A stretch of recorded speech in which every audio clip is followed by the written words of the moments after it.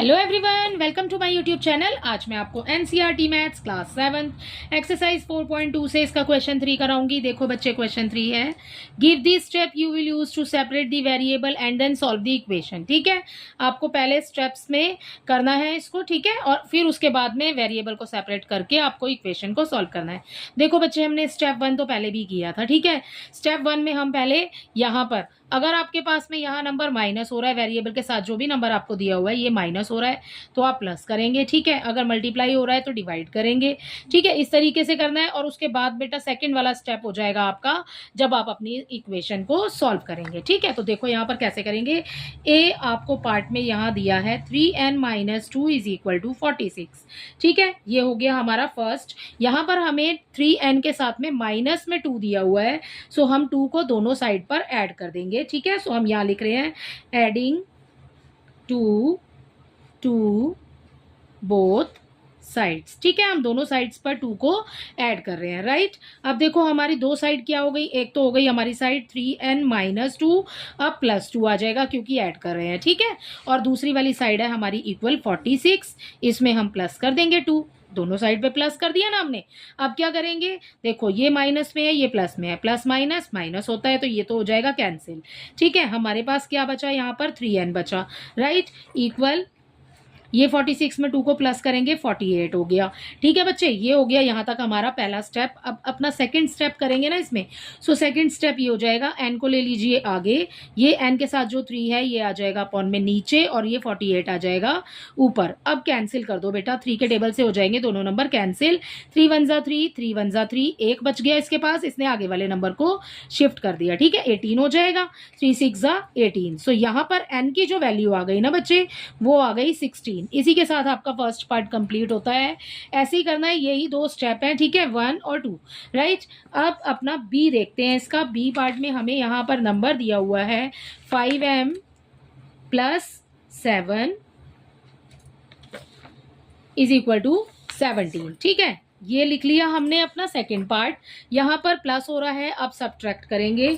ठीक है, सो यहाँ हम लिख लेते हैं बच्चे सब्ट्रैक्टिंग both sides,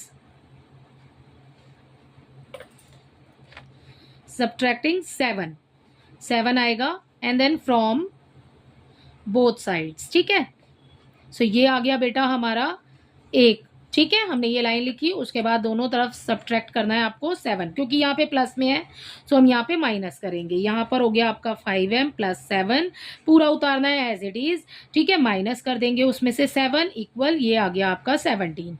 राइट, और ये इसमें से भी माइनस कर देंगे 7। ठीक है, अब क्या करेंगे बेटा, देखो एक प्लस में एक माइनस में, ये तो हो जाएगा बच्चे कैंसिल। इसमें से इसको माइनस करेंगे, इक्वल हो जाएगा 10। 5m आगे है, ये एज इट इज आ जाएगा। ठीक है, सेकेंडली अब आपको क्या करना है, m को अलग कीजिए, यहाँ पर 5 आ जाएगा नीचे, ये वाला जो 10 है ये आ जाएगा ऊपर।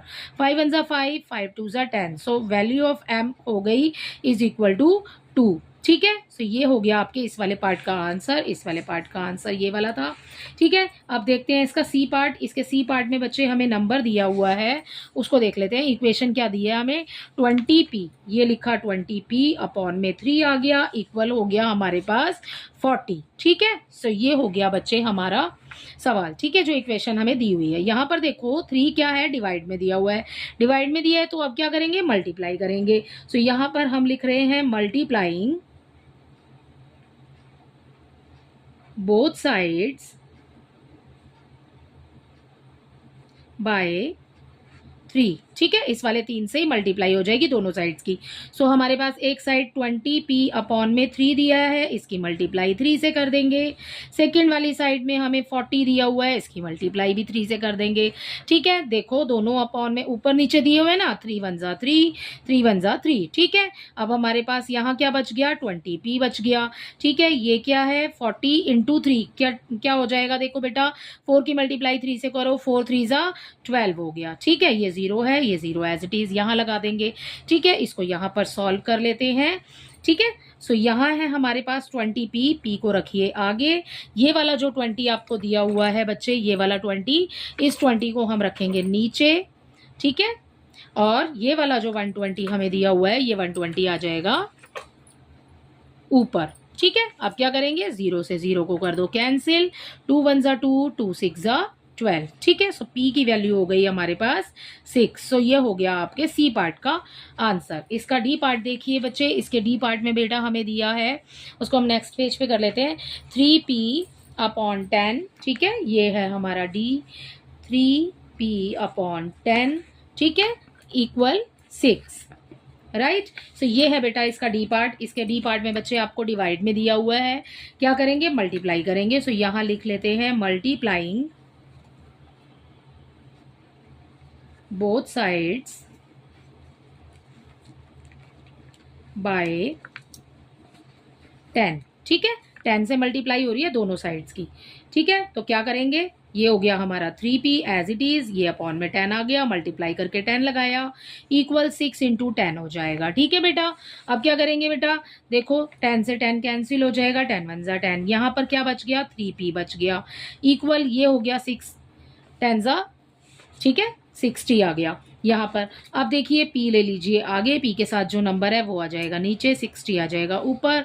अब तो इजीली कैंसिल हो जाएगा। ठीक है, 3 1 जा 3, 3 2 जा 6 और ये 0 एज इट इज इसके साथ आ जाएगा। ठीक है, सो p की जो वैल्यू हो गई वो कितनी हो गई, 20 हो गई। सो ये हो गया इसके डी पार्ट का आंसर। इसी के साथ आपका ये वाला क्वेश्चन नंबर 3 कंप्लीट होता है। आई होप ये आपको अच्छे से समझ आया होगा। Thank you.